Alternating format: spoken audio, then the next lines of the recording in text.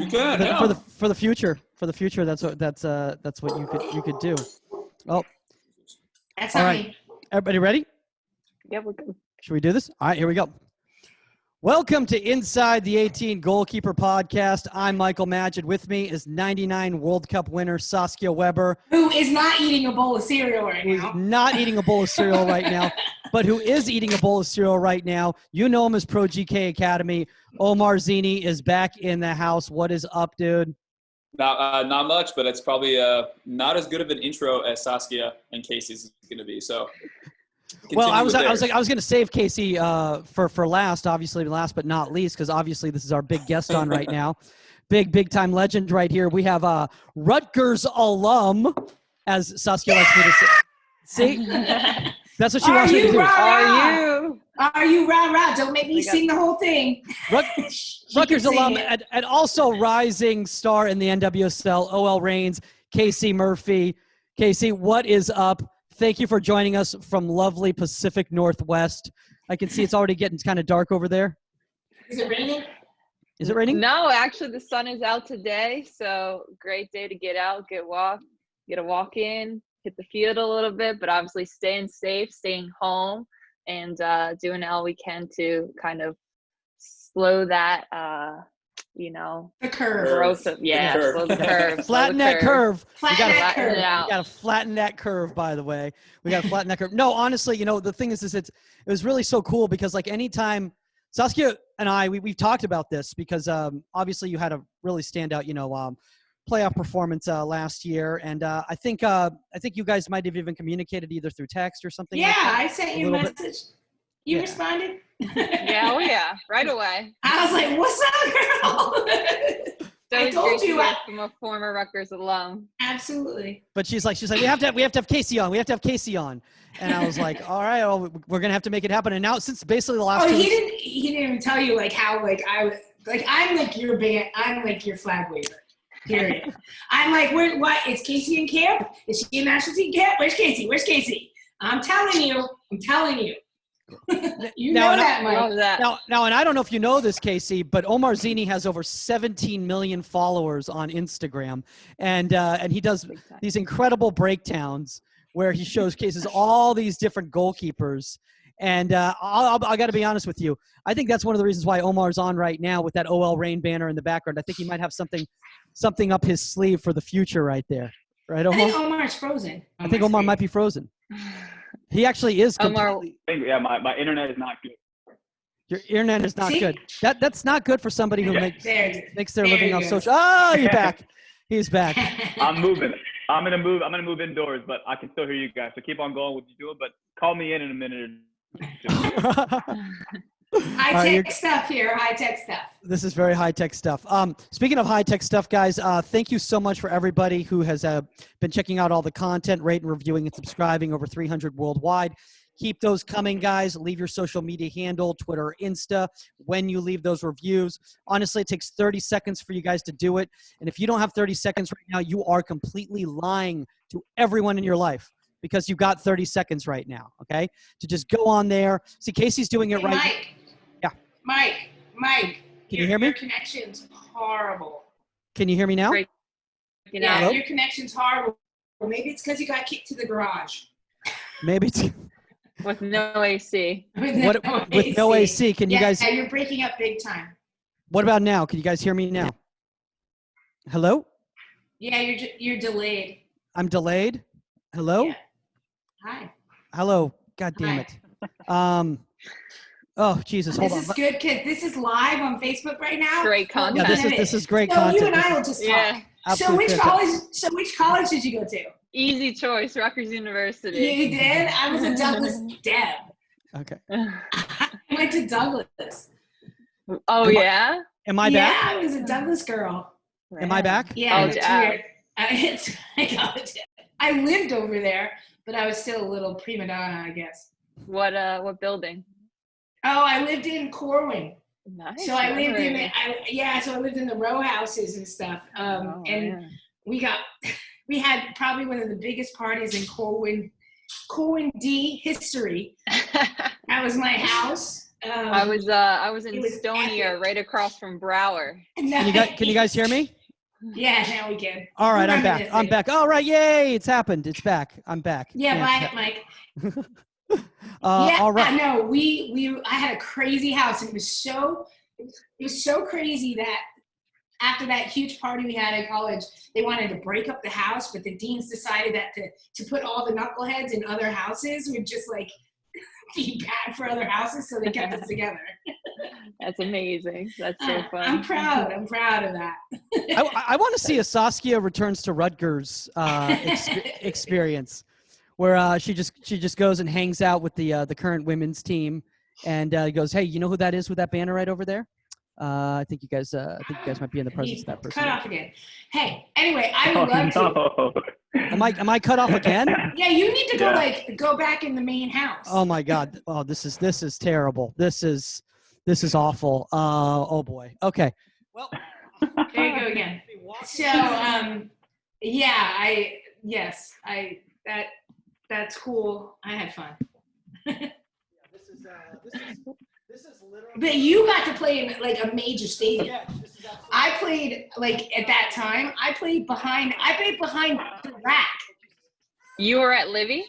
Yeah, we were on a field behind the rack that like even like Blodge and Timmy Mulqueen, we were joking about it because the lights were so bad. He's I think my car could have lit the field better. That like I went to an ophthalmologist because I couldn't see that well. Like I didn't know if I was losing my eyesight. She's like, no, it's just the lights. And you were kicking off at night, like 7 p.m.? Yeah, 7 p.m. Wow. The lights were so low. It was like just. What was attendance like back then? How many people came out? My mom and dad were there. That's all about it. With a big sign, maybe a chest painted, and we had a couple hundred there. I mean, we had good fan support. We always did, because we were all of us were Jersey girls, pretty much. So we had such good fan support. But man, that field, and like they were teasing me about it, and I was just like, I couldn't see a damn thing until it crossed midfield. I was like, oh, there's the ball. Just imagine when you played in the daytime, you're like, this is so easy. You can hold on to everything. Exactly. Am I back? Am I back? Am I back or no? Hello? I'm not back. You're in and out. You're in and out, Mike. I'm in and out. Mm-hmm. This is this is absolutely. Just call in from your phone. No? Maybe Yeah, use 4G or something. Yeah. Let me.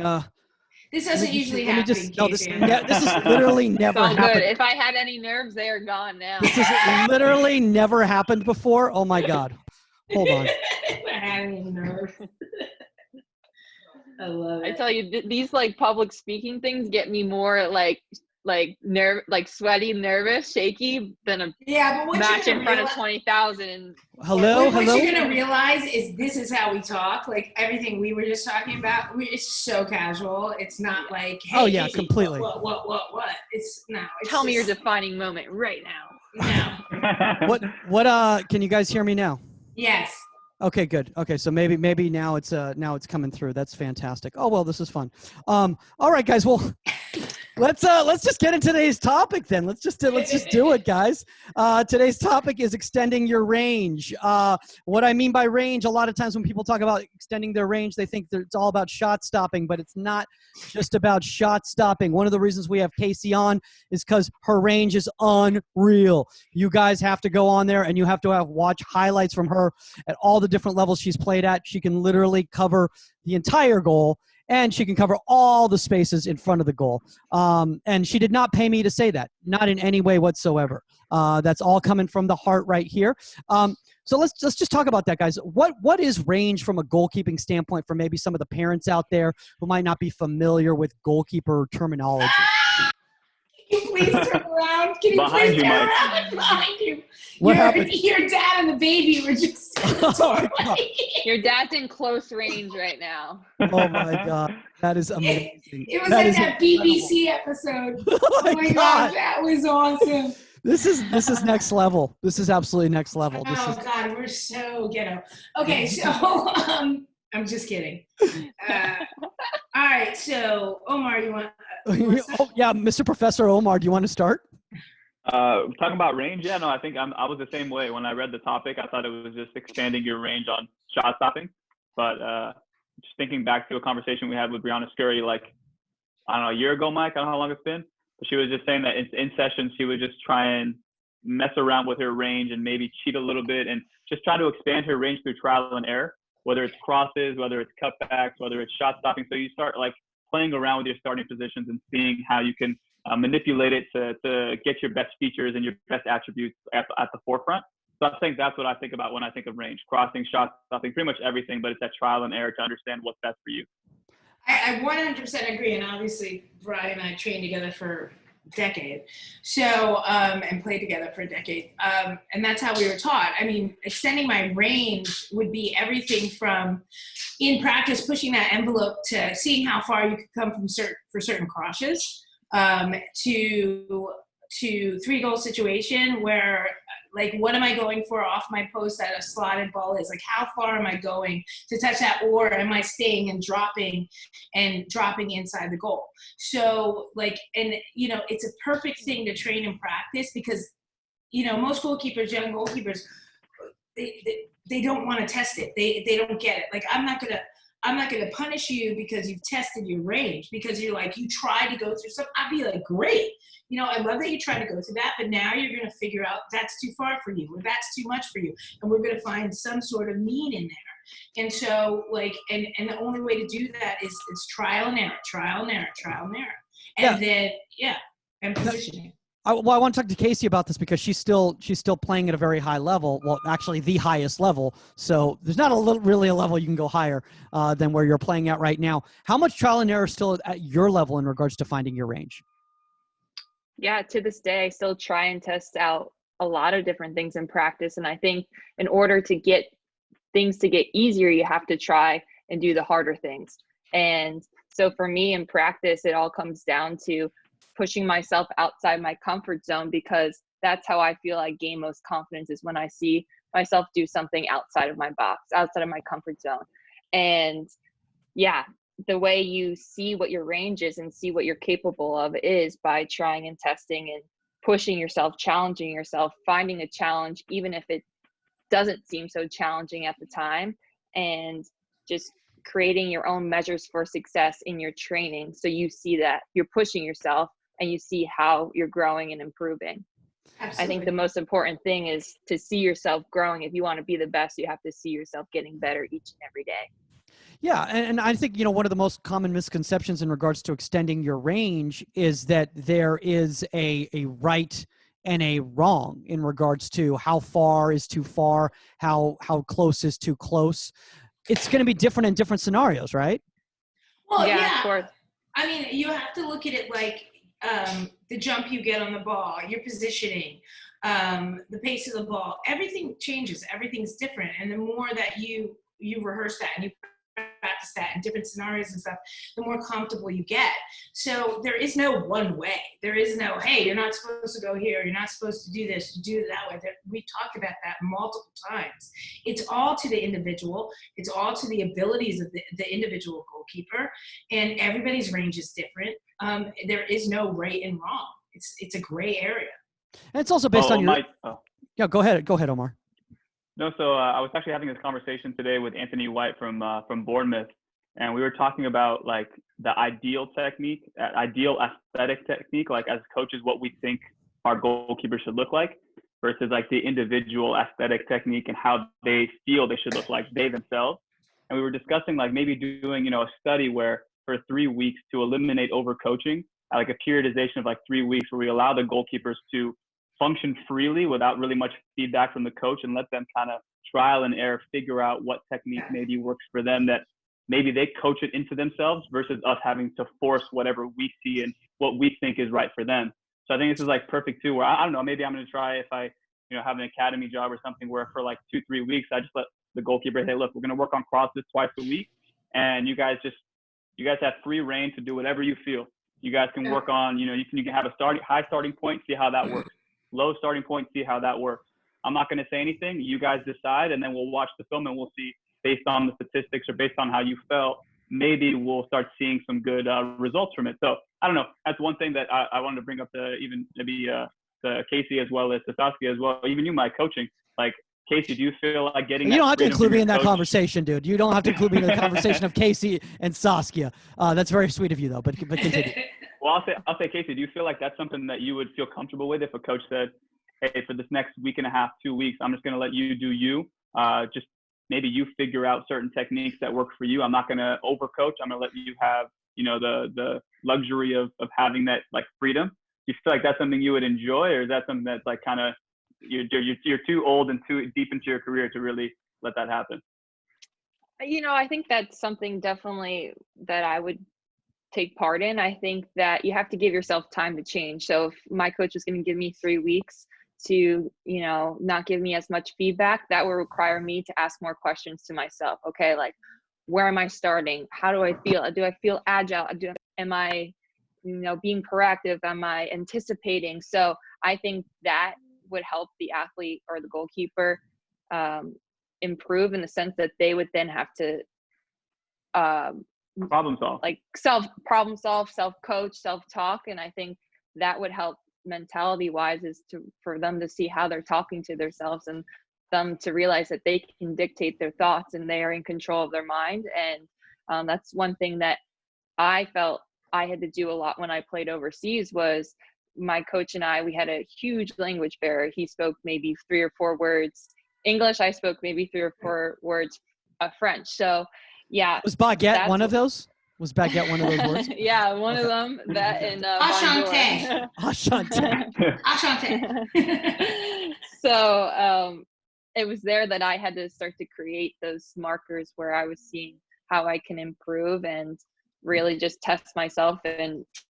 coach myself. And obviously I was able to video myself and send it back to coaches home and talk to them there about it. But that immediate feedback I was seeing less of. So when I got back to the States and I was seeing all this feedback again, I had to just take a humble approach, obviously, take it all in, listen to it, write it down, and then obviously pick and choose what I want to apply to my game. So for me, it was different phases of my career. I experienced a lot of feedback and a little feedback. So it's just being able to take it in and kind of filter out the things you don't want and apply the things you do want to use in your game. But by the way, I like the fact that Casey's trying to be so eloquent and articulate right now. Like, just chill. Don't worry about it. Honestly, like, have you heard me? Have you heard me talk? Yeah, she went to Rutgers. And see, and John Conway, the same thing. You guys are so eloquent and so well spoken. I get back on the air and I'm like, well, I can't add anything to this conversation. But let's talk about starting position, because I think this is honestly the biggest misnomer by a lot of people is they think they train their keepers the same starting positions when everyone's got different attributes, right? How many times have you had, Casey, somebody trying to force you to start somewhere where you're like, that's just not comfortable for me based on where I know, based on where my first step is, where my lateral movements are. Usually I prefer to be a little deeper. I prefer to be a little higher. And why is it so difficult for goalkeeper coaches to understand that sometimes? Whoever wants to take it. Yeah. I think every goalkeeper is a little bit different. So I think that comes down to the keeper kind of recognizing what their strengths are, seeing what their lesser strengths are, and playing to the best of their ability, and just being comfortable with where you're at. So you only do that by trying and testing. And obviously coaches are paying attention to the small things, and you need to pay attention to the small things as well. But look at your process, how you work best, and stick to that. Yeah, you can't, like, again, once it's not black and white. You can't take a Michael. Yeah. Thank you, Saskia, for making the visual image for everyone who's watching. You can't take a Michael and a Saskia and start them in the same position. No, I'm just giving you grief. No, I know. Everybody's different, and we have to understand that. And the way they play it, and their athleticism, and their reading of the game. It's not just, hey, on a corner kick you start here, on a service from here you start there. It just doesn't work that way. And if any goalkeeper tells you it does, then go find another goalkeeper coach. Yep. Sorry.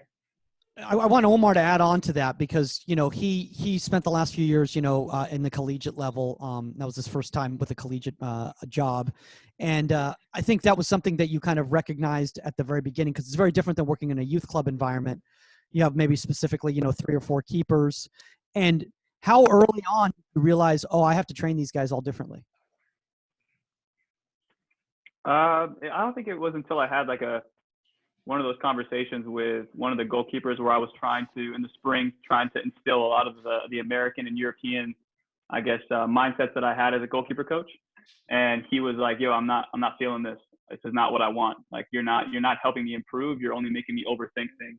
So once I realized that, I said, okay, I need to have a different approach for different people and play to their strengths. And how can I have those conversations that are going to lead to me looking good and them looking good, because the sessions are groomed around their strengths and uplifting their strengths versus, you know, dumbing them down. So I think that's been the biggest thing for me, is just having those conversations with those goalkeepers and having them, you know, be upfront with you of what their expectation is from you and what they want from each session. And then us as a coach, we take it back and we go, okay, you know, maybe you like this starting position because you can read the ball, you can read the fly of the ball a lot better. Perfect. Maybe somebody else may not like that. So you have to be, I think, adaptable as a coach and understand the do's and don'ts for every goalkeeper, what they want to accomplish for every session, and what they're good at and how they accomplish, you know. Yeah. I think it's the adaptability of the coach. Same thing with the goalkeeper, the adaptability to take that information and see how they can apply it. No, I agree. I agree completely. And I want to get to now talk about in regards to, we were talking about the starting position. I think one thing that's really important when it comes to extending your range is obviously your footwork and your efficiency of your movement when extending your range. One thing, Casey, I really like about when I watch you is you're very efficient with your movement. There's not a lot of lost movement. Like, you're not sporadically throwing out an arm that doesn't need to be there. Like, there's a specific, I don't even want to say there's like a method to the madness type of thing, but it's like, you know that if you're extending yourself in a certain shape, that you're going full extension in that shape, and you're going to follow all the way through rather than have to be a little choppy and readjust and have to form everything like that. So is that something that you recognize once you got to the higher levels that really changed your game, was like being a little more efficient rather than just a little step here and there? Absolutely. I think it's about moving optimally and smart for 90 minutes. If you exert all this energy into the first 15 minutes, then you're going to be gasped by the second half. So it's just moving when you need to move and reading the game and anticipating. And the better you anticipate, you put yourself in a better position that you make a save look easy. That's my favorite thing, is when keepers put themselves in a great position, that it's just a step and collapse dive versus a full-blown extension dive where you had to use all this energy because your angle was off and you had to then extend fully instead of just taking a step and simply collapsing down on the ball. So yeah, that's something that I've picked up on in my game, is how am I preserving my energy so that I'm good to go for 90 plus minutes. Yeah. Saskia, how many times have we talked about that though? You know, like, we're such advocates. I mean, obviously, you know, Casey and I come from the same cloth with the same mentor and stuff like that. But, you know, it's the truth. You know, it's making a save easy, you being efficient, getting across the goal efficiently, cutting the angles. So I don't want to see you dive to the upper 90. Great save. If you took a step to the right, you wouldn't have had to do it, you know? And so, you know, save that for when it's really needed, not because you're not getting the right positioning, right footwork in and down. Yeah, I think all my training is to impact when it matters. And if it's a save that you can simply make, it didn't matter. Like, it didn't matter at that time. So just like not wasting energy for no reason, not wasting thoughts for no reason, just thinking and moving, you know, efficiently for 90 plus minutes. That's key for me. And I think one issue that a lot of people have is that they don't train from the inside out. And what I mean by the inside out is they start from the very simple in regards to like what's within my bubble, what's within my range right here, and then extending on that and finding that comfortability. And, you know, it's the same thing. It's like, I don't understand. It's like people are like, when you first learn how to shoot a basket, like, you don't start at like hurling like half court shots, right? Well, you know, I mean, if you do, then, you know, that's probably not the best way to go about it. But at least the way I did was like learned like right underneath the hoop. And then I eventually kept extending my range out, extending my range out, extending my range out. That's my impression of extending my range out, is using my hands like this. But a lot of goalkeeper coaches especially, they don't do that with their kids. They go into like an extension session, before they even have that kind of that foundation, right, Omar? I'll tell a great story about that. Oh, I can't wait for that. A half court shot. I used to do that on at the rack all the time. Oh yeah, me too. I used to take a bag of balls out and do half court shots just to work on my throwing. You too? You ever hit back to back? Absolutely. Yeah. I was like, boom, boom. See? Come from the same cloth. No, go ahead, Omar. I'll tell you the story later. No, I think I was talking to Stan Anderson yesterday, and he was talking about like let the game be the best teacher for you.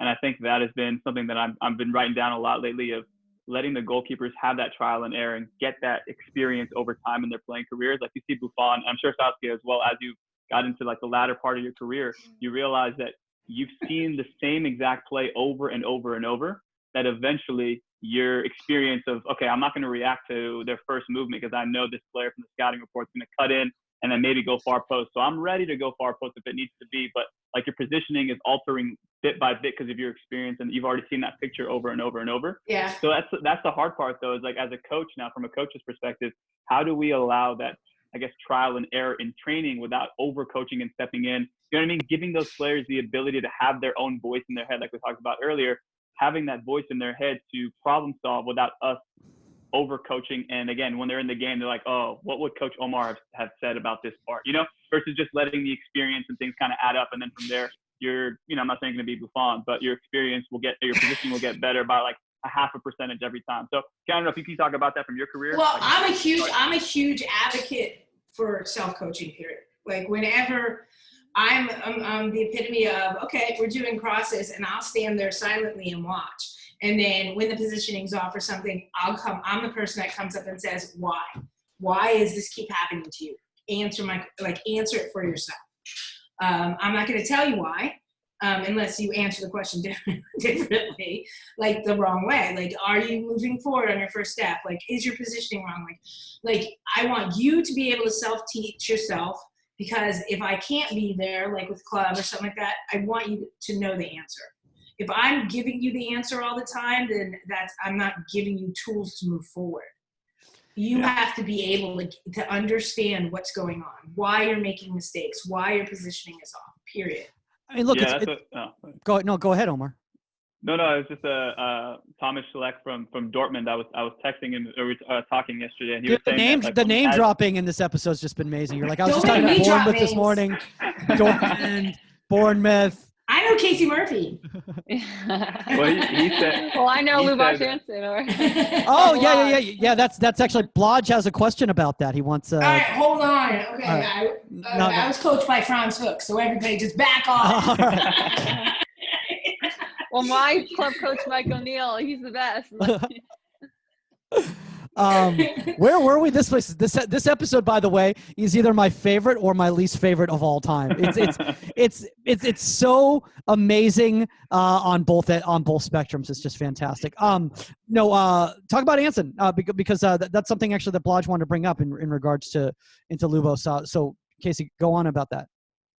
Yeah, I feel like off season is such a great time to prepare. It's a period of preparation. The fact that I have Luboš as a resource when I go back to Jersey and train, like he just makes the time despite like such a busy schedule. I mean, he has Rutgers, he has PDA, he has school, he has this beautiful wife and family, but he always finds the time to get work in with me. And when we're working together, like I just feel I improve just like tremendously, because he's able to teach me how to cut down the options of the forwards. He's able to teach me to reflect on a certain scenario and how I can do it better. He teaches me to think faster. And what I love when we work together also is just like, it's so competitive. It's just like, we like to trash talk. We like to like go at each other, because it just elevates both of our games. Like if he's hitting harder, I'm having to, explode faster. And so we just push each other. Like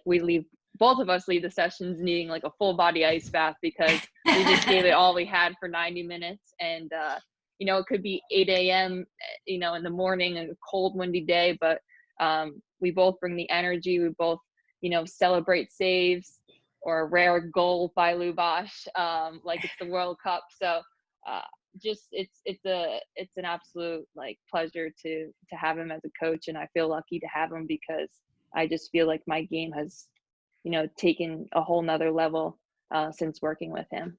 I want to talk to Omar real quickly about. By the way, that sounds like. By the way, Casey, I absolutely love that because you could see their smile getting bigger and bigger, and goalkeepers are absolutely insane to sit here. You have to be okay with being crazy and have the biggest smile on your face, going, "Oh my God, we all need ice fast after practice," and like everything he brings, and like. Oh, you know, it's like if it's freezing and it's 8 or 6 in the morning, I'm so excited. I love it. I was just gonna say that sounds like Omar because like when I've watched Omar sessions, like he's the same way. You have no idea. This guy will call me at like 9:30 at night. And he's like, yeah, man, I just been working on my weak foot all day. You know, just working hard on that weak foot, making sure that I can hit a nice clean ball for the person tomorrow, all that sort of thing. No, I wanna talk a little bit about one of the misnomers when it comes to range, and that is height. I hear this a lot of times from a lot of coaches, not necessarily goalkeeper coaches, but youth coaches, is they'll say, well, you know, they don't have the height for that kind of range, or, you know, they're too tall, so they're not going to be able to get to that ball quick enough because, you know, it takes them a long time to get there. And can we all just right now, for all the parents who are listening right now, explain how that's such a misnomer? You know, I'll talk. Yeah. Well, I know you'll talk. Listen, there's not like, yes, there are some limitations. I'm not gonna lie. Period. Like Michael, you're short. Yeah. You know, but a lot of things can be at a certain level. All right. I'm not talking about little kids that, you know, they're playing in a goal that's too big for them. Like, you know, I could say, hey, if your positioning was better, you wouldn't get your ball like shot above you. That's not true unless you're back in the goal. So. You know, but when we get to a higher level and stuff, you know, if we look at the smaller goalkeepers throughout history, it was all about positioning for them and all about timing for them. And they could come and, you know, they could come to a cross ball and go up against, you know, somebody that has a foot on them and still come down with the ball. And that comes down to, as we said, training, positioning, timing, understanding your range, power, you know, leave late, arrive early, jump through. Like it's all that. And at that level, I'm not, you know, I would never put a limitation on a professional goalkeeper because of their size. I wouldn't, because if they have the ability and the smarts up here as a goalkeeper and a soccer player, they'll figure it out. I totally agree with that. I think there's like a core 5 to 10 exercises like the best goalkeepers can do. And yes, you tweak them here and there, but like at the end of the day, if you can make practice like shots and saves and in your head, like feel and see them as game-like shots and scenarios and saves, then when you get to the game, you're just going to be more confident. You're going to go in and you're going to trust yourself. And when you trust yourself, that's when you can be a leader. And I think goalkeepers have to be leaders on the field. And if they're able to command and put people where they are and then put themselves in the right position, then they're not looking at the fans or the coaches. They're not worried about the size of the goalkeeper. They're more so looking at how they organize the back line and if they're able to put themselves in positions so that they can give themselves the best chance to make the save. And you do that by making more game-like scenarios in practice. Thank you for bringing up the game-like scenarios in practice, because I think that's one of the mistakes that, and Omar and I, we've discussed this extensively, and I know Saskia's huge on game-like scenarios, is that a lot of goalkeeper coaches, especially let's work out, like talk about flighted balls.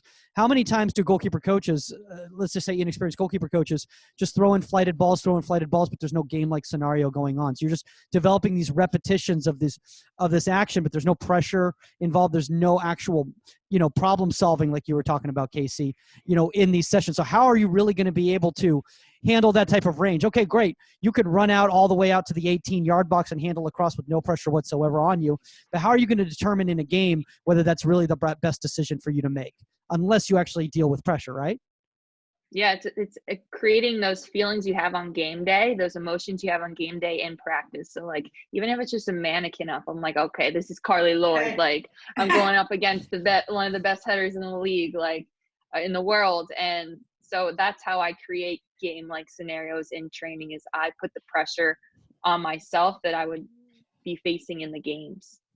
Yeah, I mean, think about it. Like, how many times have you been training, like, if you're training a group or something like that, and like, okay, it's crosses, and it's repetitive, and then all of a sudden you throw in runners, and the first thing your goalkeeper does is go with the near post runner, and now the ball goes over. I'm talking about younger kids. The ball goes over their head because that peripheral and all that chaos that's going on in the box and around them, they get caught up into. And so if you don't train that, and how to control yourself in that situation. Like, you can send crosses in all day. I wish that'd be great if that was how goalkeeping was, but it's not. You know, you got somebody standing in front of you. You got near, far, slot, runs. You've got everything. You got chaos going on. And it's to be able to calm yourself, understand where you are in the goal, in the situation, and take care of what you have to do as a goalkeeper. So if you're not training game scenarios, you're just setting them up for failure. And scouting is really important when you're talking about how, you know, being able to extend your range, because the thing is that, like, like you were saying, Carly Lloyd. Okay, well, you know what? Maybe that's a different situation than another player, you know, who might not be as strong in the air as Carly Lloyd. So that player, I might be able to come out a little farther out than on a Carly Lloyd, where I really can't take that type of a chance, and I got to hold line a little bit more, right, Casey?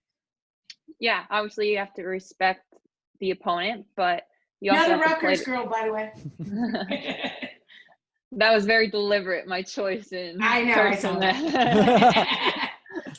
Same reason why you can kind of see the Rutgers flag back there, the scarf. See it. Yeah, no, you have to respect, you know, a world-class opponent or player, but you can't fear them. So you have to, when a game day comes, you have to, you know, go with your strengths and just be aware that also your opponent may have this up their sleeve, and you have to just adapt and be flexible and not rigid, but agile and ready to react. So, by the way, go ahead, Omar. No, I was just thinking about, like, the way that I used to run sessions, and I think it was all about the quantity of the reps, because I get a lot of kids through private sessions. Even in college, it was about, you know, I had five goalkeepers last year, so I want to get the training moving and going without really stopping it to make coaching points, because there were so many kids, and it was just get as many reps for each one of them. And I think the biggest thing for me is I'd rather have, now as a coach, realizing that with my session planning, I'd rather have live action with dummies or those guys who aren't in, make those runs.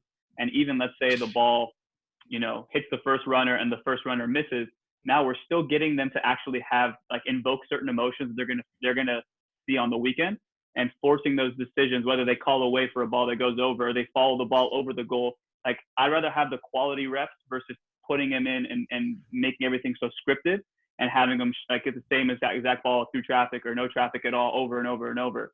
So I don't know, that's just kind of like my progression as a coach now, where I've, like, made that decision to, even if it's a bad service, deal with it. Like, even if it hits the forward, you know, it's like that's the, again. Omar, exactly. I get so pissed off at goalkeepers that they're like, "Come on, guys, give me a good service." I'm like, deal with the bad one. That's the reality. That's a game. Like, deal with the bad one. What are you gonna do?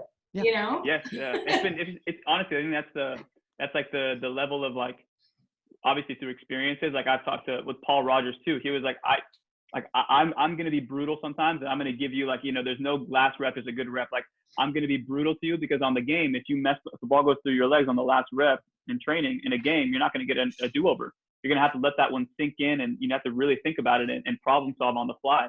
So for me, I think that's been as a coach now, stepping into that world of play, you know, training with professional guys, and I'm sure you, Casey, you can attest to this too. It's like, yeah, even if the ball's not on frame or the shot goes off frame, the fact that I had to track that movement across and either not make a save but get into a position.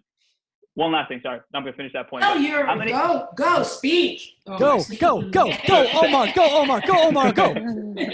This is one thing that I've been talking to my goalkeepers a lot lately is, how many times in a game have you gotten to the angle and the shooter completely missed the frame, and you thought to yourself, wow, if that shot had been on frame, I was so out of control that probably would have been in. But in your head, you're processing, like, okay, maybe next time that ball comes across, I get there quick, but I got to give myself a chance to slow down so I can actually make a save. So even the shots that aren't hit on frame in game, there's so many learning points and decisions to be made within that. So that's the mindset that I've been having as a coach lately, with like, stop making everything so perfect. It doesn't have to be perfect. Let them figure it out with decisions that are having to be made, whether calling away or somebody missing a header and then tracking it over the post. So yeah, no, absolutely agree. I want to bring this up right now because Wesley Bernard, who's a coach at Atlanta United, just chimed in, and he just went. He watched some highlights of the NC Courage games last year. And Casey, I noticed your awareness and assessing all possible options of every situation was awesome. You make great decisions. Can you speak about how much the mental side of your game is an extension of your physical range? So, Yeah, for sure. I think that's kind of my edge, is the mental side of the game. Is, can I ask myself the right questions and anticipate in my mind and see things happen before they actually happen? And that's why I'm able to move faster and get to the right position quicker, so that I can get set, get balanced, and then be able to make a save. If I'm set and balanced, so that's my best opportunity to make a save.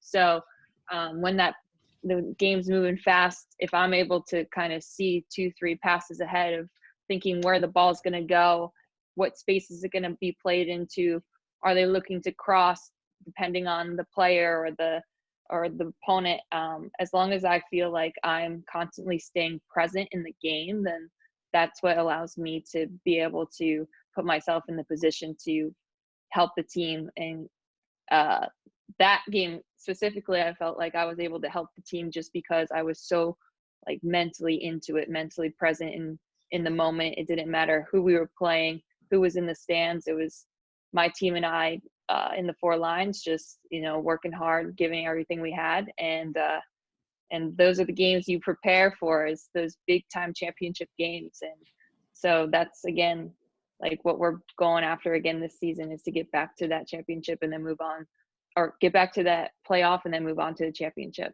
yeah. Well, I know Saskia's got to leave in 1 minute right now. So Saskia, is there anything you want to add before you take off right now? And then we'll just continue. I say, Casey, I am such a fan. And, I love that we share like so much history in not personally together, but in our development together, both with Blage and the other coaches in New Jersey, both going to Rutgers. And I followed your career, and I'm still following it.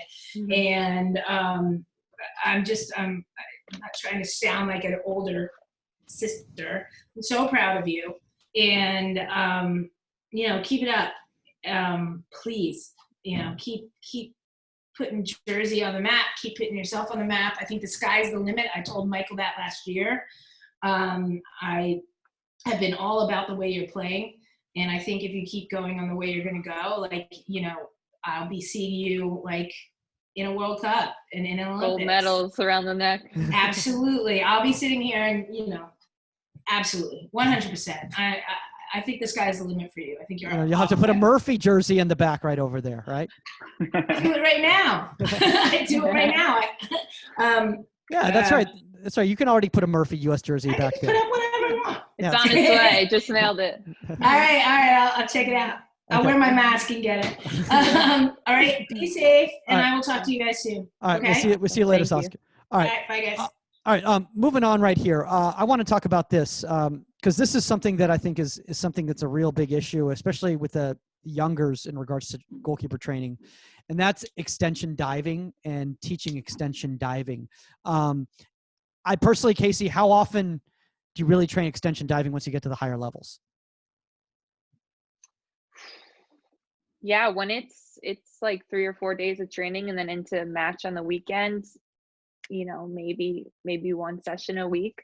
But I think you get into your routines when you're in season, and that's something more so we focus on out like in the off season. But in season, like I said, not so often. But of course, it happens in the matches and in games, and so you have to work on it a bit. Yeah. Omar, what are your feelings on that in regards to, especially at the youth development level? You're talking about 9, 10, 11 years old, and I see these kids getting beat up, forced to throw their bodies one direction or another direction without really understanding their space first in regards to what's actually reasonable for their actual physical structure right now. Yeah, I think it's about building the technical foundation and getting them those reps of understanding how to fall properly. And understanding obviously their limitations and what their reach is. And I think that's super important at the young age. And like, I have a very Latino background when I was training when I was a kid. So a lot of what we did is extension saves, and that helped me understand what my range was, how much space I needed to leave on each side to allow me to make that, I guess, extension save across the goal. So I think at the younger ages, it's important to have that foundation and like those principles set in stone for them so they understand what their, I guess I keep saying the range, but what their range is.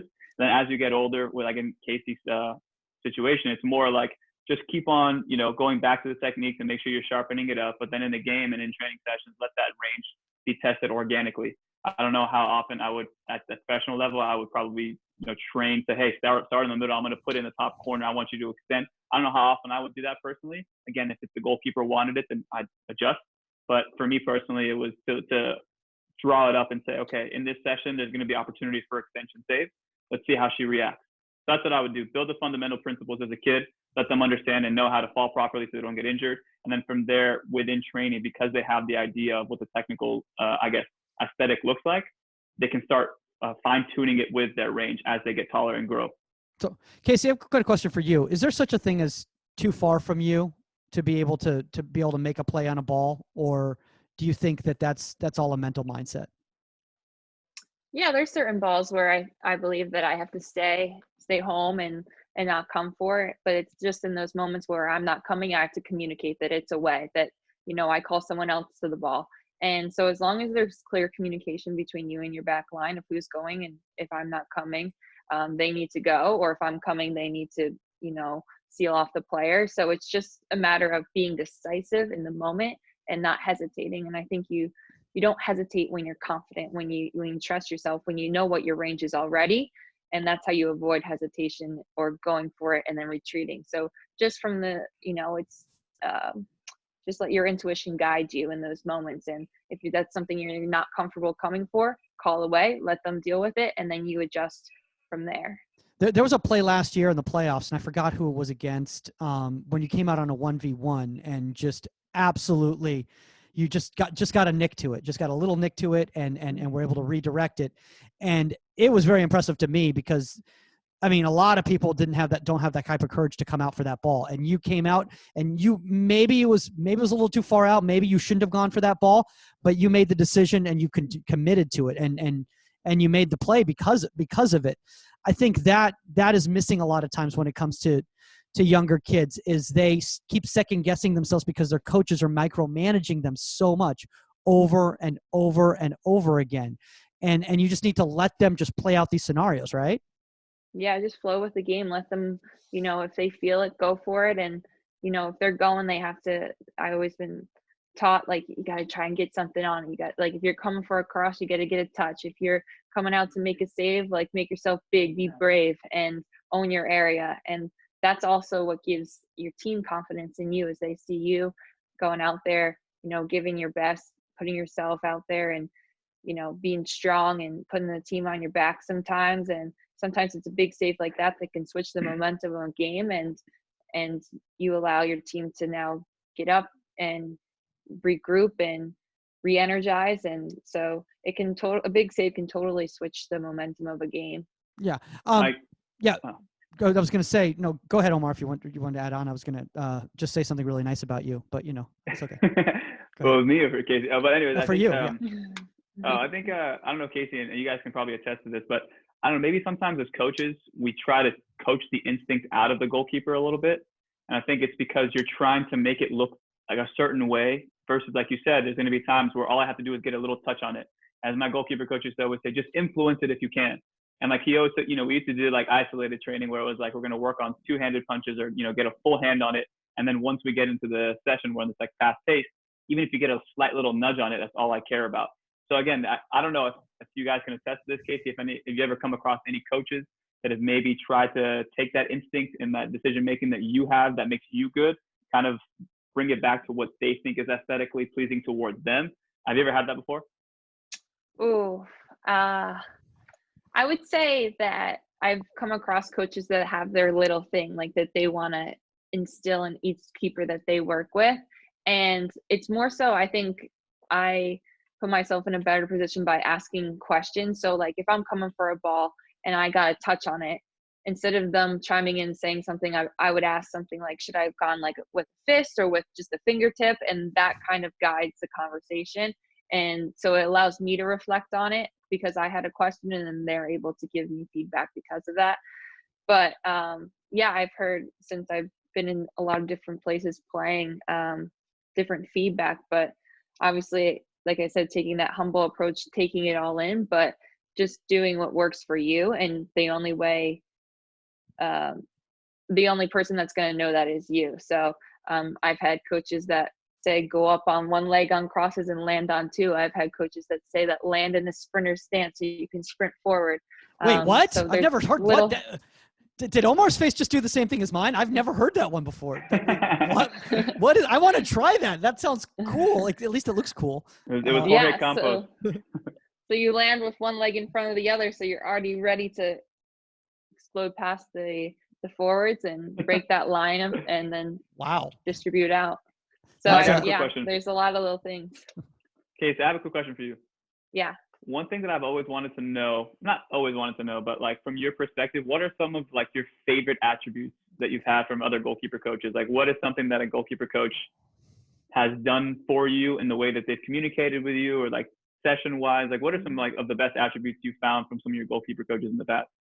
Oh, the best one for sure is energy. Like the energy they bring to the practice, like I just feed off of that sometimes. Obviously, I bring my own energy, my own intensity, emotion, and I'm very intentional with what I do. But when I see them like, going all in, putting max effort, and like almost getting frustrated with themselves if they miss the goal, like that stuff hypes me up. And so when they bring that intensity, that just makes the whole environment even more competitive. And that's what, like, I love a competitive environment. And I think a coach can really bring that level up. Yeah. Omar, I want you to bring this up because there's some people listening right now or watching right now, who might not be as familiar with you as all the 17 billion people that follow you on Instagram. And that is your fast approach, slow arrival motto in regards to coming off your line, whether that's a flighted cross or whether that's a through ball that's coming in. Can you get a little bit into that and how that benefits you having a solid understanding of your range? Yeah, I think the way I think about it is like fast approach. Let's say it's a cutback and it's going to go all the way to the far post. It's getting to your spot as quickly as you can, but also slowing down your approach so you have that ability to have contact with the ground as the shot is coming. So again, Thomas Schleck from Dortmund, he brought something up. It was like the way they coach that is let them know that once you get ready for a shot, try and get your feet familiar with the ground at least 1 second before the shot comes. So for me, it's like, can we get to from point A to point B with that fast approach, but then slow down so we can have our feet on the ground, stabilized, and now we can make an actual save. And you can always stop and start. And that's what I teach a lot of my sessions is like building the muscle memory back in the legs, whether it's through footwork, whether it's, sprint 5 yards and recover back to your line. So we're building that muscle memory in the legs. The only reason why is for that stability. So that's what I would say is it's on crosses as well. I don't use it as much on crosses, but it's more so on cutbacks or 1v1, where you can get from point A to point B quick, where the forwards, head may be down. And as they strike the ball, you got to be set, stabilized, and now you have the ability to attack right, left, center based off of having a stable front. That's what I would, yeah. Yeah.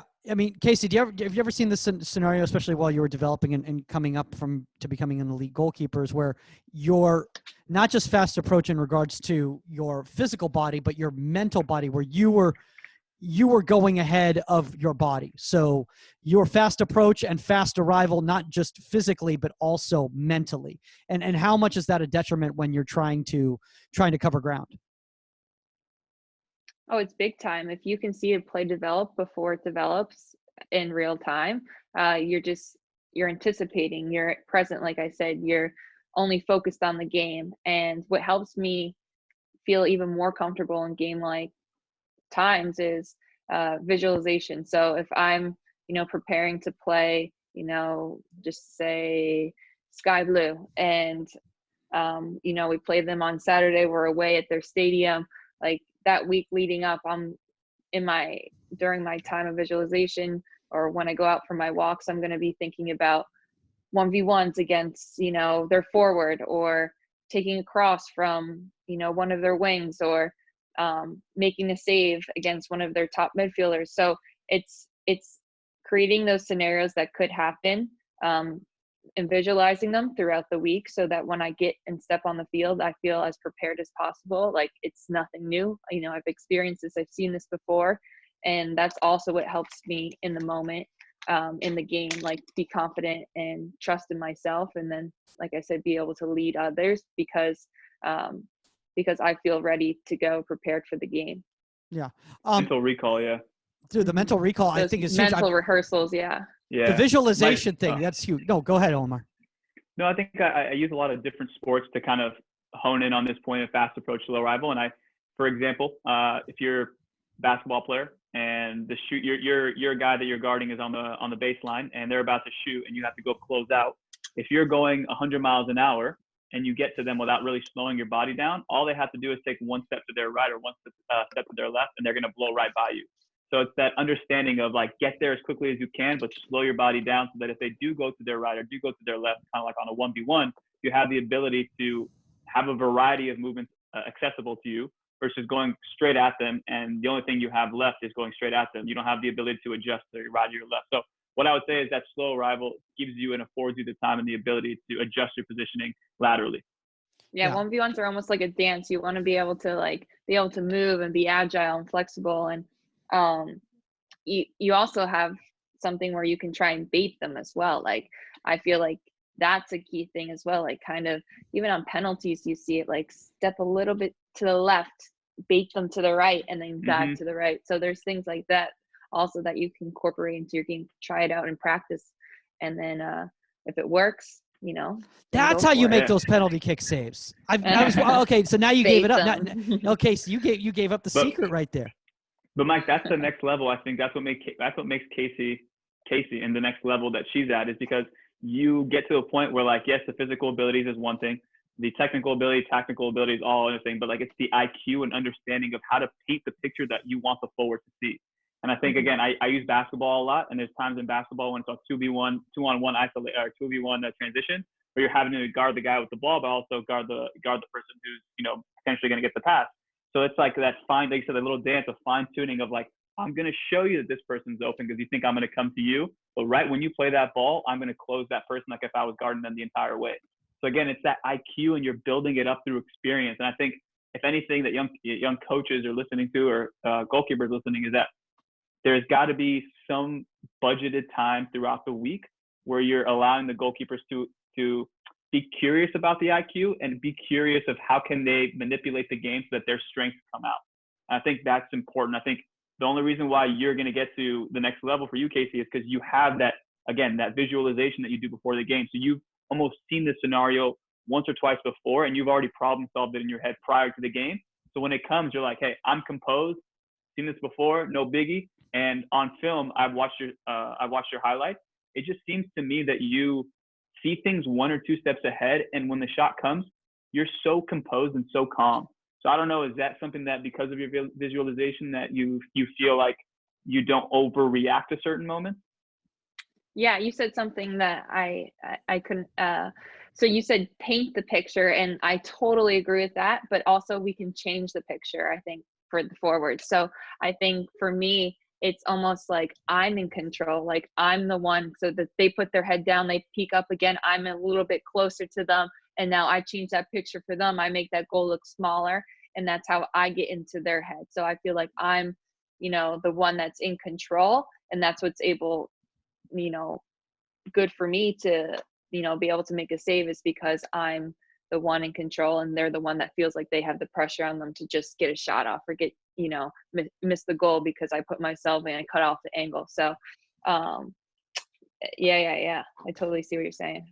I don't think enough keepers understand that. And I think I'm really glad that you brought that up right there, because so many goalkeepers put the pressure on themselves, especially at the younger levels. They put the pressure on themselves, think that if they don't make the play, then they're going to score, as opposed to really understanding. And you recognize that all the pressure is on the striker to finish the play. If the play already develops to the point where, if we're a preventative goalkeeper and it gets to the point where we're not able to cut off a play from happening, but we actually have to stop a shot, well, then already there was some sort of breakdown. So if we make the save, we're already ahead of the game type of a thing, right?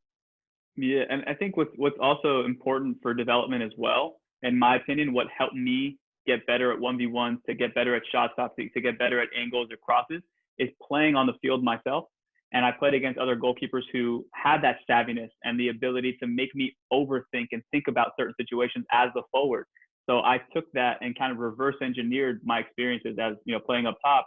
And I said, oh my God, the keeper, like, he showed me that the near post was open because he wanted me to go there. And then you take that back and you go, okay, let me go back to the drawing board from my own experiences. And I know what the forward's seeing from this thing. Let me bait them like you do for the PKs. Let me show them this way, and then let me take away this side as well. So I think it's you got to get creative. And again, I say student of the game a lot, but you got to be creative and find different ways, different sports, different things that translate well to the goalkeeping position. And there are so many things that you can do. So I think playing multiple sports, playing forward, figuring out ways to see the game from a different perspective, because it can be tough when you only train goalkeeping stuff 4 or 5 days a week.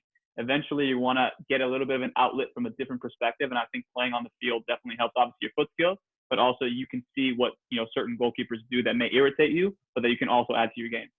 I want to bring this up right now because, as we all know, there was a big announcement yesterday made by U.S. Soccer that the DA is gone. They've decided to end the DA program. Obviously, on the women's side, there was a big tussle between the ECNL and the DA. One of the big issues with the DA was that high school players weren't allowed to play in high school. So now, Casey, you did play high school, right? I did, yeah. Yeah. And one of the benefits of playing high school, if you're a high-level athlete goalkeeper like yourself, is that you get to play on the field. But let's just say a competition level that's maybe not as high as your club team. So it gives you that opportunity to really, for lack of a better term, and this is so stupid for me to say this, stretch your legs, but literally stretch your legs out there and play on the field too. How valuable do you think that was for you moving on to the college game, having that high school experience too? Yeah, high school was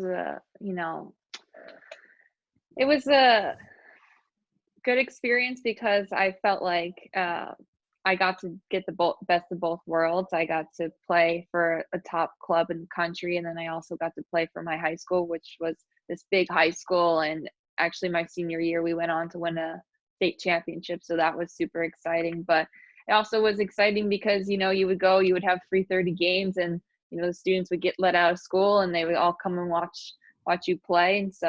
And there were spirit days, and there's different parts of it that made it more fun and enjoyable. But I would say my habits didn't change, even though it was a lower level than club. Out there early, getting prehab, warmed up, stretching, and then obviously after ice baths, recovery, all that good stuff. So even though it was fun because you had your friends around watching and you were playing alongside people in your class, it was also an opportunity that you could still challenge yourself, test yourself, and go against rival schools, and all of that was great preparation for the club season. And I really enjoyed my 4 years playing high school soccer. Yeah, go ahead, Omar.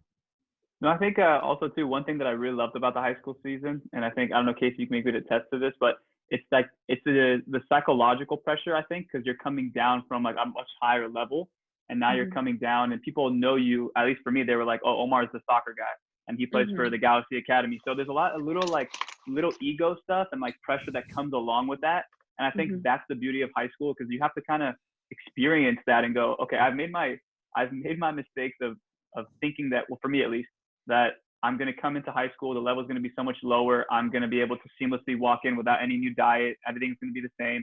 And I started, gaining weight because I was eating whatever, because I thought my play would, be superseding anything that I would see. And so when I got out there, I realized quickly, I was like, wow, you know what? Maybe I need to take this a little bit more seriously. So then like the psychological aspect of like, you're never too big. Like you said, go to prehab, get everything you need to do. So all that experience, for me at least, I got from high school. And carrying the school on my shoulders and the weight on my shoulders of like being the goalkeeper that's going to take this team to a certain level, you don't get that at your club level, because the expectation for yourself and for the team is high, but you guys are all on the same page. here it's like some kids don't take it as seriously. So you kind of have to be that leader in that role to make sure that they kind of all fall in line. But again, you don't get that experience if you don't play high school. Yeah, Yeah, I you mean, have to take accountability. That was the biggest thing that I learned is you have to take accountability for yourself, and you have to be an example and a role model and set the standard every day and help raise the level of training. And I found as a goalkeeper, you really can have that impact, because if you make a big save, that hypes everybody else up, and that can change the vibe of the session. And so I feel like, you know, I didn't even sometimes even have to say much. It was just by my actions. And that's what I love about goalkeeping as well, is like you can be a vocal leader, but you also can lead by example and by making a big save. And I found myself doing both of those things in high school soccer. yeah, you know, one person Yeah. actually just commented right now, and they just said, you know, one thing that they recognized from you at the high school level was that it wasn't apparent that it wasn't just your size and your ability, it was your communication and soccer IQ that really stood out when you were out there. And I think honestly, you know, one thing that's missing, and you know, and Mulch and Blodge, you know, talked about this last week with us, was that there's no pressure from a standpoint in regards to your peers or your, you know, your pride or anything like that, as much so at the, you know, in your club games, because in your club games there's going to be another game. But in high school, you know, you've got high school playoffs, and the parents are in the crowd, and the students are in the crowd, and the teachers are in the crowd, and it's more like the college environment, really, in that regard, right? Yeah, every day you're with your team. So you're training every day, and then your matches are, you know, you got probably 1 or 2 matches a week. But the biggest thing, like you said, was like the state tournament at the end. If you win, you move on. If you lose, you go home. So that type of playoff tournament style, that's not as frequent in obviously the club level. You have your championships at the end of the year, but like you said, it's a season, so it's, you know, game after game. So that was a neat aspect of high school. Actually, a funny story, like when I was in France playing, we had what was called the French Cup, and it was similar to, I would say, the NCAA tournament, where if you win, you move on. If you lose, you go home. And that was my first game playing in the French Cup. And after 90 minutes, we were tied. And I was like, okay, I've been in France for like 6 days now. I jumped in, I'm playing, and we're tied. And so I'm thinking we're going to overtime. But with the French Cup, there's no overtime. It just goes right into penalties. So now I'm here, and the ref points to the line, and we're going right into PK. So I quickly have to, like, okay, we're in penalties. It's a shootout, like French Cup. If we lose, you know, we go home. If we win, we move on. And that's such a memorable experience for me, because it was a situation where we were down 3-0 in penalties. I think we missed our first 2, and they made their first 2, and then we missed our third one, and they made theirs. So now I had to save these last 2.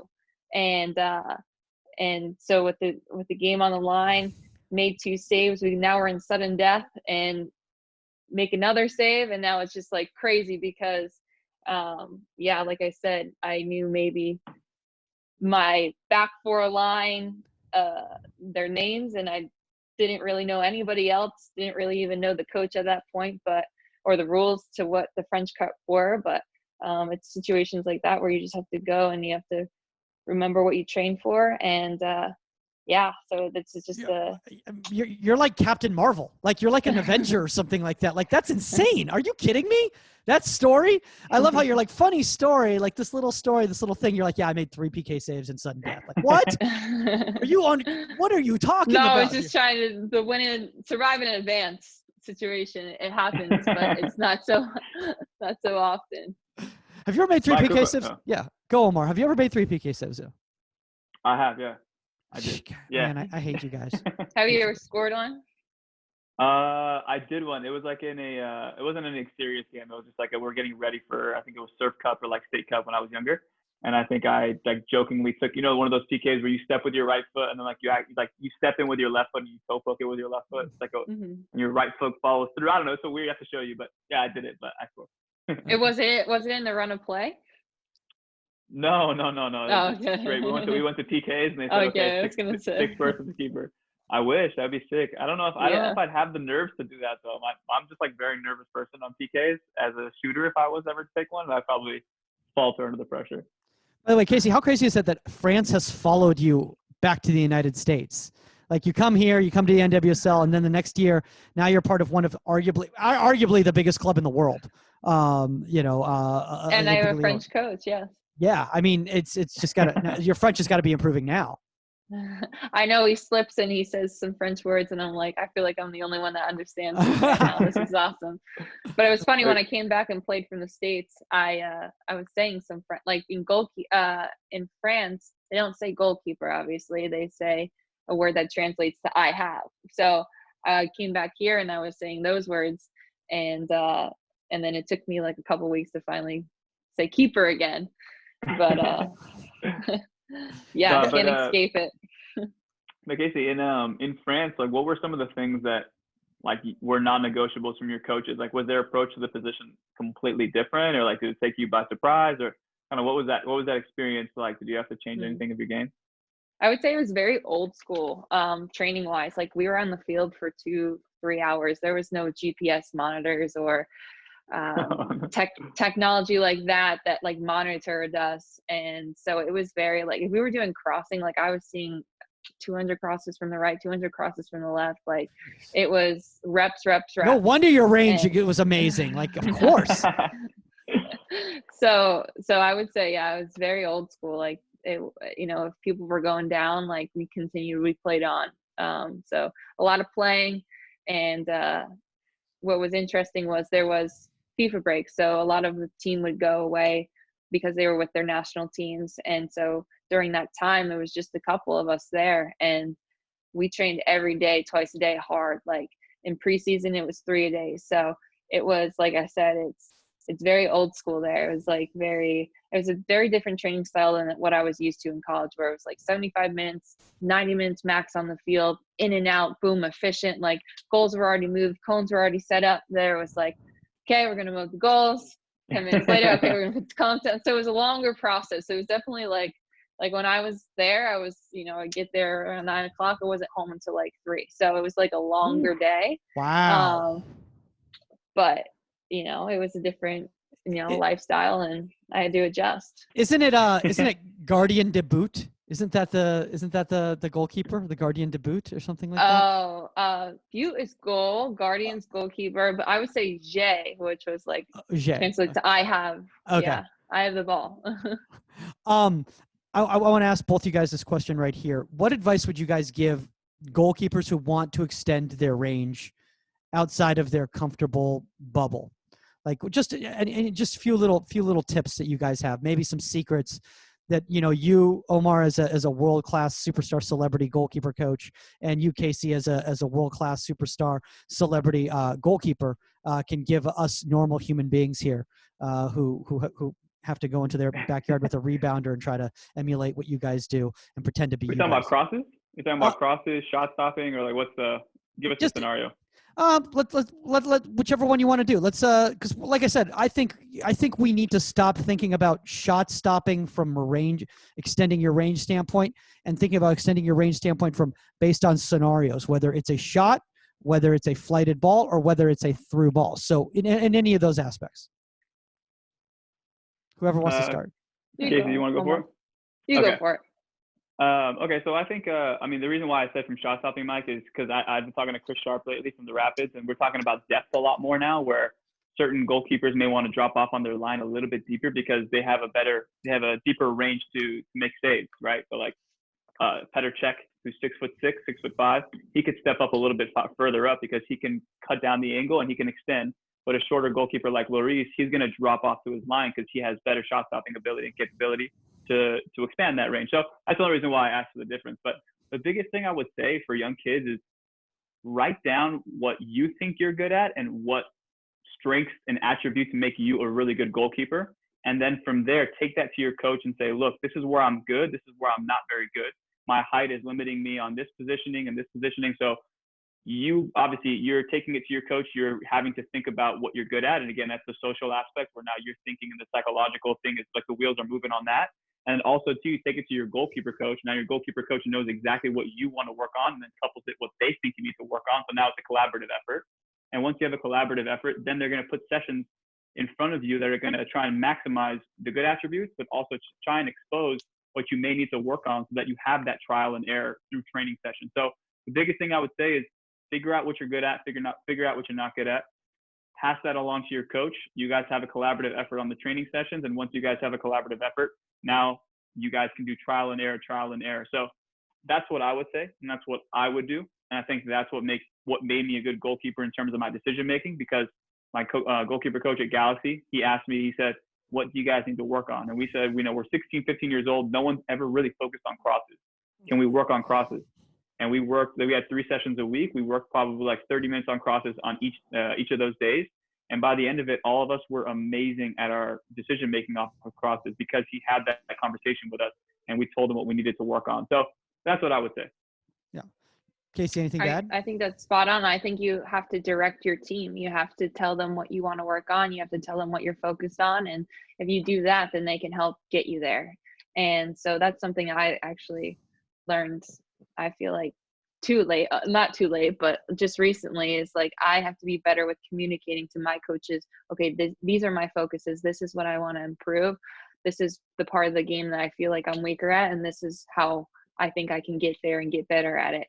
And so, and to add on to that, my advice would be to stop worrying about what others think. Like, you're a goalkeeper, you have to be okay with being, a little bit crazy. And so as long as you stop worrying about others think, you can start growing again.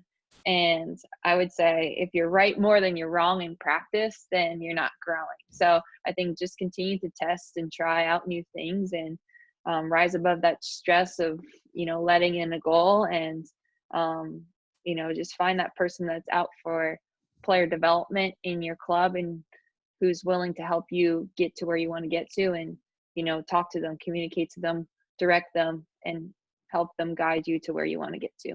Yeah, I think, one thing before we take off right here, I just want to say that to all the goalkeeper coaches out there listening, is that we all need to do a better job of creating a culture and an environment for our goalkeepers to feel comfortable to communicate with us. Because I think a lot of the times the reason that a lot of goalkeepers are uncomfortable communicating or asking what it is that they feel that they need to work on is because they're insecure, because they're worried about what you're going to think about them. We need to make it clear to them that we're there for them. They're not there for us. And a lot of times I just think that there's a lot of coaches out there that don't especially with younger kids, like, you need to convey that to them. Like, make sure they understand, like, it's not like at school where it's the teacher's way and you got to pay attention and yada, yada. No, we're working together, and we need feedback from you in order to be able to make this the best experience for you, Yeah. So that's, no, go on, Omar, if you would to add on to that. So yeah, no, that's what Jack Stern from FC Cincinnati. Again, I asked him that question too. Like, what is something that younger goalkeepers aren't prioritizing at this young of an age that they should be prioritizing? And he said that a lot of them are they don't come to us saying, hey, these are my weaknesses, I want to work on it, because they're afraid of what the coach may think, and they don't want to disappoint the coach, because the coach is the one, obviously the goalkeeper coach in a sense, is going to make the decision sometimes with the head coach of who's going to play based on, feedback. So I think that's what it is too. Again, creating that culture, making sure that you allow your goalkeepers that freedom and that voice to speak up about certain things. And of course, us coaches, we're going to have expectations as to how we're going to conduct working on your weaknesses, whether that's working on your left foot, working on, tight space distribution. Yes, we're going to put you in situations where we're going to try to expose that. And like Casey said, it's going to need that trial and error, and you got to be okay with making those mistakes, because 2 steps back, 3 steps forward, that kind of mentality. And I think as long as it's the culture set from the top, where the coach is exuding that like freedom and confidence to speak up for yourself and ask for what you want, that is the number one thing. Yeah. Well, guys, my voice is hoarse. We've had babies walking in through the door right there. We've had my dad with a mask on trying to grab the baby. We've had me in the garage trying to get a signal. It's been quite the show. And Casey, by the way, Saskia says she apologizes. She had to leave early. She feels really bad about that. She says, definitely anytime you ever want to come back, please let us know. We have to do this again. We may physically have to do this again based on the editing of this of this episode. Yeah. It's been quite the experience. But honestly, before we go, and honestly, thank you again for taking the time with us, because I think this has been valuable to a lot of kids that have been listening. If any young kids out there are inspired by what you've been talking about, or ever want to reach out to you, where's the best place on social media for people to reach out to you? Yeah, you can find me on Twitter. You can find me on Instagram. My Twitter is Casey Murph, and then my Instagram is Casey Murphy 11. Cool. And Omar, by the way, for those of you guys familiar, we were going to plug this up front, but because of the disaster that was taking place, there was two things we didn't get to. And one is that Omar's got a really, really cool, some of the names that he's been dropping. He hasn't just been trying to be fancy about that. He's doing this really cool series on his Instagram channel. That's, is it what, 3 times a week? Is that what it is right now, Omar? It's been, yeah. I mean, it just kind of depends on when they're available, but yeah, a lot of the times it's 2-3 times a week with different coaches. Yeah, and then basically what you guys, it's a little bit different than what we're doing here. It's more talking to different goalkeeper coaches from around the world, talking about their training sessions, getting questions live on the moment right there on the Instagram live from different fans on how they develop sessions and on how they put it all together, right? Yeah. I've kind of switched away from the Q&A. I did it at the beginning, but I kind of like, hearing the experiences of the coaches, and especially I had some players on as well, and kind of hearing their own, I guess, experiences from a young age and how that's impacted their thought process and mindsets through, to the present day. So I think that's where I've kind of led things now through the conversation, which has been really nice, because now you understand, for example, Thomas Schleck from Borussia Dortmund, before he got his actual coaching licenses, he went to Holland and trained under Franz Hoek, and then had more of a Dutch approach. So a lot of the things that I'm hearing from him, I'm like, okay, that's not very German-esque, but now I understand where that approach is coming from through the Dutch. So hearing that, and it gives you more ability to comprehend and understand what their, the thought process is like. So if you'd like to hear more of the documentary style Omar Zini content right there, check it out on ProGK_Academy_ on Instagram. Also the YouTube. You're posting the podcast on the YouTube as well, right? Yeah, on my Anchor, it's okay. Podcast stuff. Yeah. Gotcha. And guys, if you have a guest suggestion or a topic suggestion, contact at insidethe18media.com or reach out at Goalkeeper Podcast on all social media platforms, except for Twitter at Goalkeeper Pod. All right, guys, that's all the time on Inside the 18, and we are out for today, at least. Later. All right, guys, thanks for doing that. I apologize for the technical difficulties. That was a little bit crazy right there. But we made it happen. And honestly, Casey, if you're down to come back on, we'd love Absolutely. to, yeah, we'd love to do it without the craze. Maybe we'll do it off a live stream, so there's no issues. Sounds good to me. I don't know what happened. This is literally the first time that's ever happened before. But it was literally it was almost like a sketch, the way it was happening. With the baby. I'm sure we dad. gave some comic relief to the people watching. They needed that. They needed a little laugh. You know what? I mean, at this time period, I think that's definitely true. Yeah, that's definitely true. All right, guys, I got to prepare. I'm doing a private session at 5:45, so my voice is going to be completely shot. Not on the field, in a virtual private session, Casey. Oh wow! All right, get it done. Good luck. Get the parents to serve the ball, and with varying degrees of a success on that one. Good luck with that one. So to say, no holes in the wall. Yeah. All right. I also got to give you Saskia's info, so don't let me forget that, because she wants to get in touch with you. Awesome. Omar, we forgot the masks, dude. Oh, I'm so sorry. Oh, Jesus, the masks. No, don't worry about it. I'll come on some other time. All right. So, do you want to tell Casey about it if she wants to tell people about it? No, yeah, my parents have a sporting uniforms company, and we're making masks, so face masks. Oh, okay. Training masks? Yeah. Or?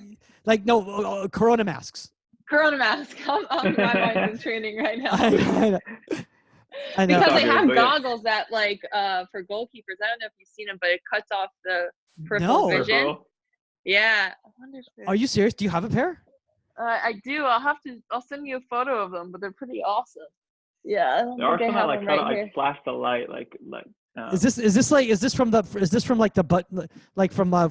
all that OL money that comes in?